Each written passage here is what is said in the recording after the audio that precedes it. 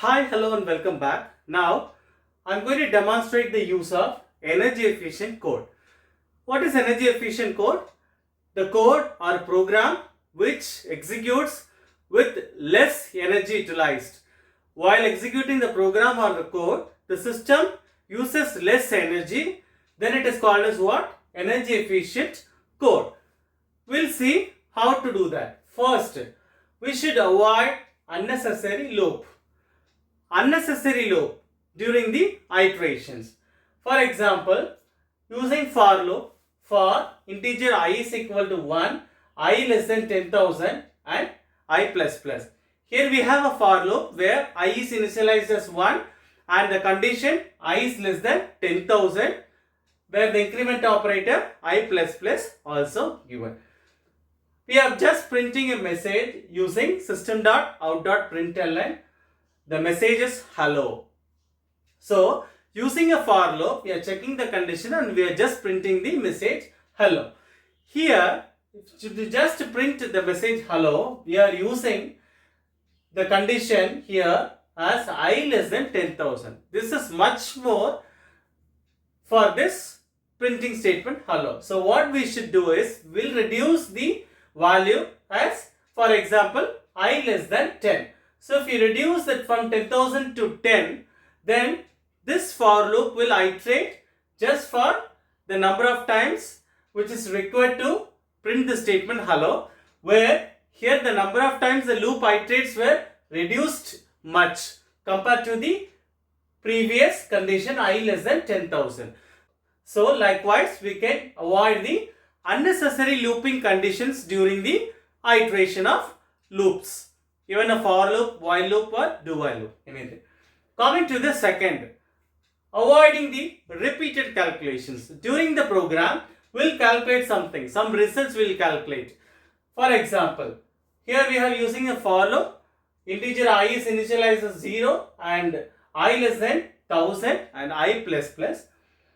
Double result is equal to 100 into 20. We are calculating the result as 100 into 20 and we are just printing the result. So, we are printing the result. We are just printing the result. Sorry, I have mentioned wrong. So, the result is the variable which stores the value of 100 into 20. We are just printing using the variable result here using system.out.println. So, with this statement, what happens is, every time the for loop iterates with the I value starts from 0 to 10,000, that is 999. This for loop iterates from 0 until this condition 1000 becomes true. The I is less than 1000. So, 1000 times this loop iterates and it will calculate the result. So, what we'll do is, we'll write this statement out of the for loop.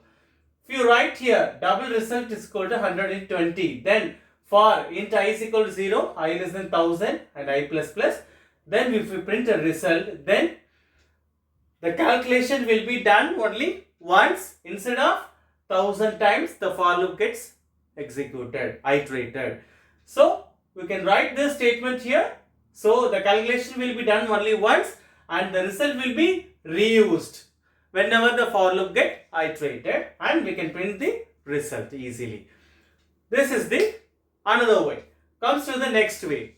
Using break when the answer is found. We are calculating, for example, for int I is initialized as 1, I less than 100 and incrementation I plus plus. There is a condition inside the for loop. If I is equal to 50, we are checking whether I is 50 or not. Then we are printing the result found. So, what will happen, every time the for loop it gets iterated, it will check the condition I is equal to 50 and it will check whether it is found or not. So, what we'll do here, we'll use the break statement. What break statement will do? It will stop once it found the answer. So, if it is found, then it will print the value what found here and stating that the value is found and it will break the loop. Otherwise, without break, the loop will continuously iterate until the condition becomes false. That is, this condition becomes false. So using the break statement will stop the looping iteration when the result is found. This is the third way. Coming to the next way, avoiding the unnecessary object creation. Here, you know what is object creation? For example, a same for loop with the message. Okay, here we are creating an object string. MSG is equal to new string of hello. And system.out.println the MSG. MSG is the one where we have created here and we have stored the string hello. So we are just printing that. Instead of writing like this, if we write this outside of the for loop as string MSG is equal to hello directly, then what will happen? It will assign hello directly to MSG. Hello will be stored in the variable MSG. So we no need to create an object for the same. So in this example, we are unnecessarily creating an object to just print the message hello. To avoid that, we can directly assign the string hello to the variable MSG outside of the for loop, and during the for loop iteration, we can just print the message alone.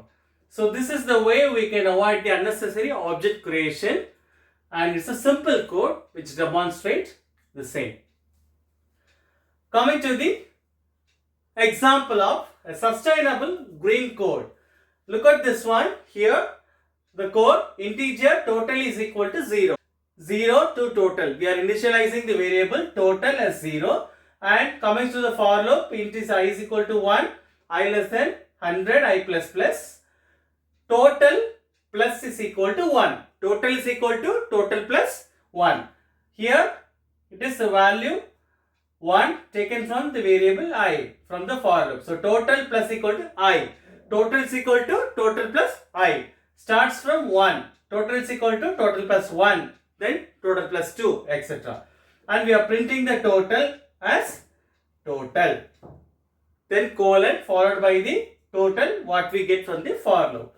So while writing like this, okay, it demonstrates the efficient calculation of this total.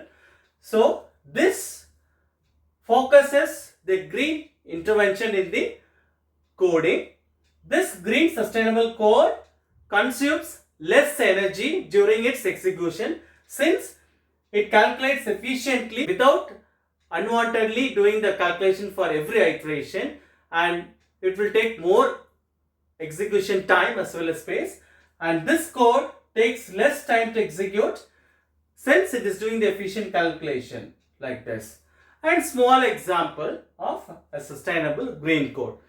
So it is our responsibility that we should write the code as a green code always, so that this will not affect the sustainability practice, taking more time to execute, using more spaces during the execution, and takes more energy, consumes more electricity too.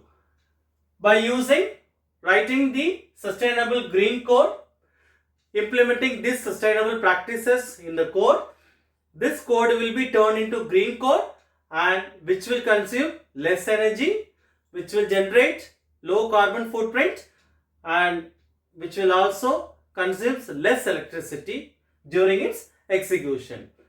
Thanks for watching.